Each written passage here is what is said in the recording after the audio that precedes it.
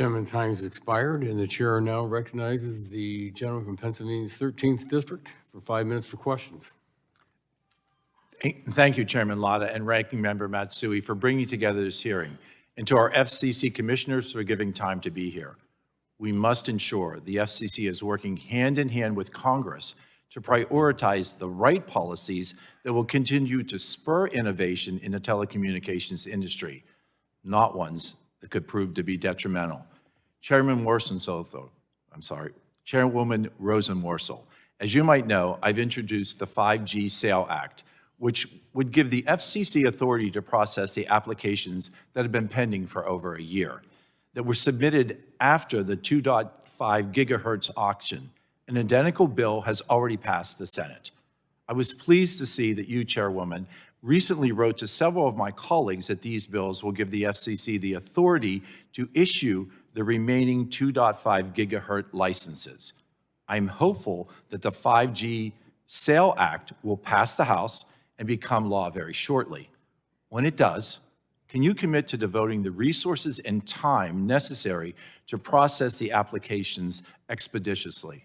Absolutely. I want to thank you for your work on this bill. The licensees deserve to get access to that spectrum. You're going to hopefully expedite the day when they do have it. And thank you. My hope is that we can work with our colleagues in the Senate to restore the FCC's General Spectrum Auction Authority to maintain the U.S. wireless leadership. The NTIA recently released a national spectrum strategy directing the study of 2,700 megahertz of spectrum for potential repurposing. Chairwoman, you have said that over 20 million households will lose access to broadband if we do not fund ACP. Do you know how many of these households paid for broadband prior to the ACP program? I want to be clear that the ACP program, as written by Congress, does not ask providers to ask that question of them. So don't you think that's an important piece of information before we assume that 20 million households will lose that? Don't you think that we have an obligation to assess how many individual households will be assessed before we use those numbers? Let me follow up and say that we have asked the Universal Service Administrative Company to do some surveys on it.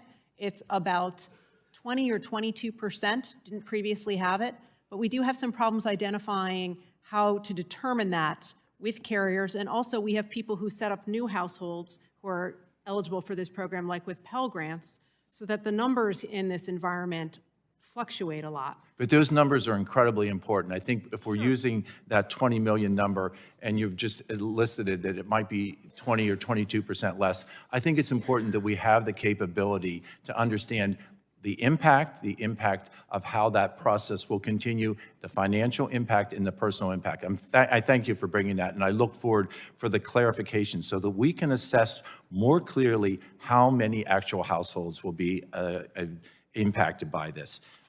Additionally, I would like to ask what role the FCC played in the development of NTIA's national spectrum strategy. I am in regular contact with NTIA. As you might know, we signed a new memorandum of understanding with NTIA. The FCC had not updated that in 20 years. And as a result, we've been brought into those discussions repeatedly. Did they follow your recommendations? A lot of these conversations were back and forth. I would like everyone to move faster, have a bigger pipeline in general, because I think that our commercial spectrum activity plays a really big role in our wireless leadership, but we do have identified bands now that we want to study for future commercial activity. That's a start. We could definitely use the return of our spectrum authority and pressure from this Congress to keep at it as we study those bands. Commissioner Carr, were you part of this coordination? And if not, what changes would you have proposed to be included in these strategies?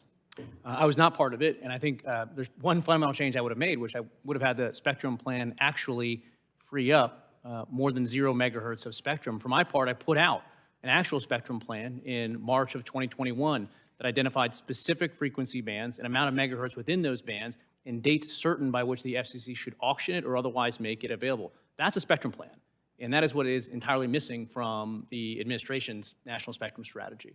Thank you. Chairwoman, the FCC has proposed opening the upper 12 gigahertz band for commercial wireless use. However, that band was not included in the National Spectrum Strategy that was rolled out a few weeks ago. What's the status of that proceeding? No problem. We made sure it was not included in the strategy so that no one would continue to study it.